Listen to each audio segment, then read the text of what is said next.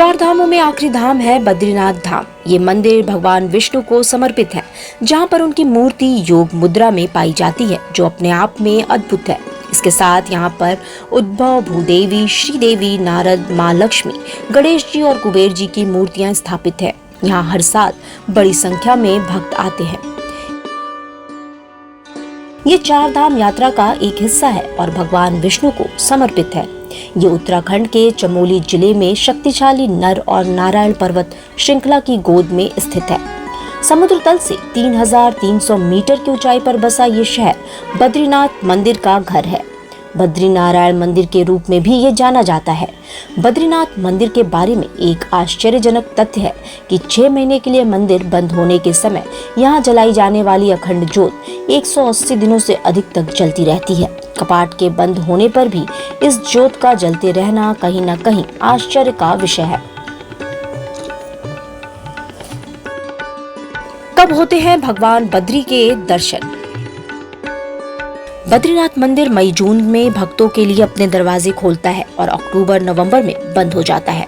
हर साल वसंत पंचमी को मंदिर के कपाट खोलने की तारीख तय की जाती है, जबकि विजयादशमी को बंद करने की तारीख तय की जाती है। आपको बता दें कि उत्तराखंड में भगवान बद्री का पवित्र मंदिर साल में 6 महीने खुला रहता है। बद्रीनाथ मंदिर उत्तराखंड के पहाड़ों में गहराई में स्थित है और इस क्षेत्र में भारी बर्फबारी होती है, जो सर्दियों के मौसम में इसे दुर्गम बना देती है। शुभ अवसर पर भगवान बद्री की मूर्ति बद्रीनाथ को वापस लाती है, जो जोशी मठ में अपनी सर्दियां बिताते हैं। 6 महीने देवता करते हैं सेवा।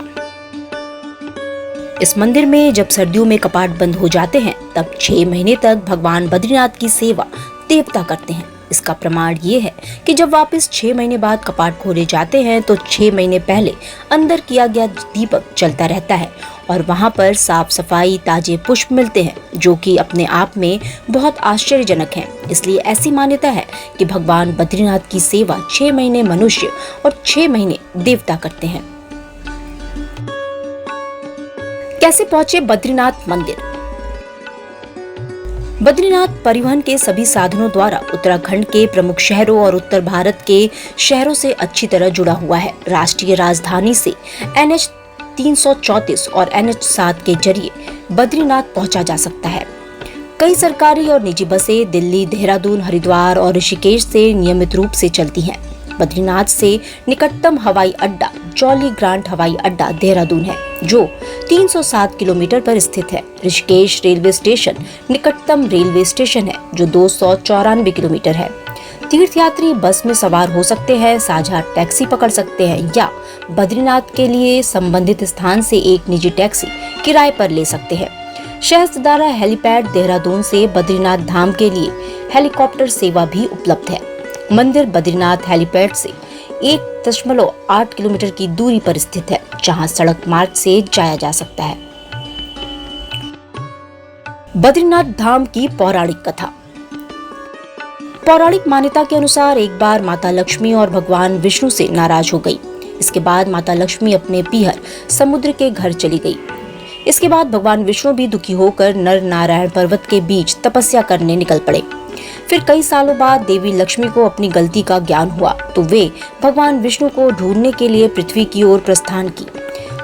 उन्होंने देखा कि भगवान विष्णु बर्फ से ढके हुए पर्वतों के बीच बैठे तपस्या कर रहे थे और उन पर बर्फ गिर रही थी। माता लक्ष्मी ये सब देखकर दुखी हुई और वे बद्री यानी बेर का पेड़ बन गई और उन पर अपनी शाखाएं फैला दी, ताकि तप में लीन भगवान विष्णु पर बर्फ न गिरे।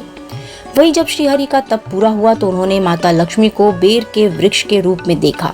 इससे भगवान विष्णु बहुत खुश हुए और उन्होंने कहा कि भविष्य में इस स्थान को बद्रीनाथ धाम से जाना जाएगा। तब से आज तक उस स्थान को बद्रीनाथ धाम के नाम से जाना जाता है और यही तीर्थ बद्री नारायण या बद्री विशाल के नाम से भी जाना जाता है। यहाँ आज भी बद्रीनाथ क्षेत्र में प्रचुर मात्रा में बद्री अर्थ बेर के पेड़ पाए जाते हैं। घूमने का सबसे अच्छा समय। बद्रीनाथ घूमने के लिए सबसे अच्छा समय मई से जून और सितंबर से अक्टूबर के महीने में है।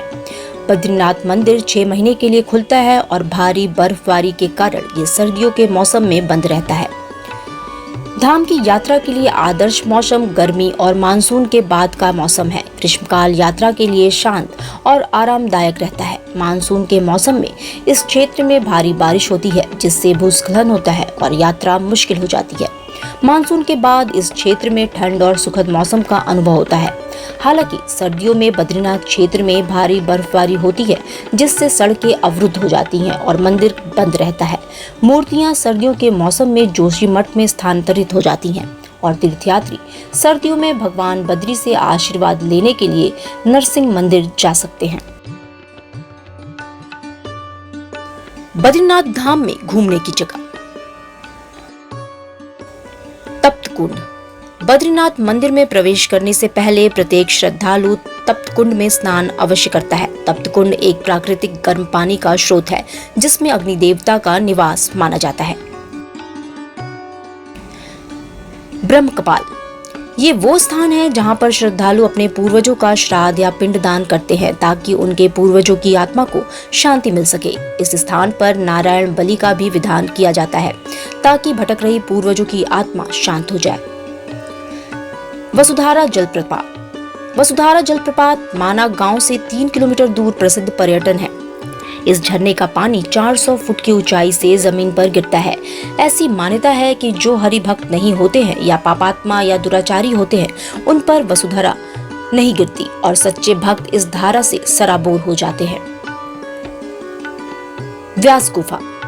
व्यास गुफा माड़ा गांव के पास स्थित है। यहीं पर वेद व्यास मुनि ने महाभारत, 18 पुराण और वेदों का विभाजन किया था। प्राचीन ऋषि मुनियों और योगियों से जुड़ी कई गुफाएं हैं, जैसे भीमा गुफा, गणेश गुफा और मुचकुंड गुफा आदि।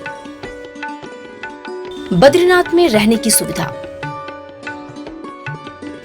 बद्रीनाथ में तीर्थयात्रियों और मेहमानों के लिए कई आश्रम, होटल, गेस्ट हाउस, लॉज और रिसोर्ट उपलब्ध हैं। यहाँ पहले से ही बुक करने की सलाह दी जाती है, क्योंकि यात्रा के मौसम के दौरान बड़ी संख्या में तीर्थयात्री इस क्षेत्र में आते हैं। उस समय उचित मूल्य पर अच्छी जगह मिलने की संभावना कम होती है। बद्रीनाथ ऊंचाई पर है और तीर्थयात्री जोशीमठ में ठहर सकते हैं। वे एक दिन की यात्रा में बद्रीनाथ दर्शन कर सकते हैं। बद्रीनाथ धाम और आसपास के स्थानों पर आवास के निम्नलिखित विकल्प उपलब्ध है। बद्रीनाथ में उत्तराखंड 4 धाम देवस्थानम प्रबंधन बोर्ड के गेस्ट हाउस उन्हें आधिकारिक वेबसाइट पोर्टल पर ऑनलाइन बुक किया जा सकता है। विभिन्न संगठनों की धर्मशालाएं नाम मात्र के शुल्क पर, निजी होटल, गेस्ट हाउस और आश्रम, जोशीमठ में होटल, गेस्ट हाउस और लॉज सब आपको बद्रीनाथ से लगभग 45 किलोमीटर की दूरी पर मिल जाएंगे।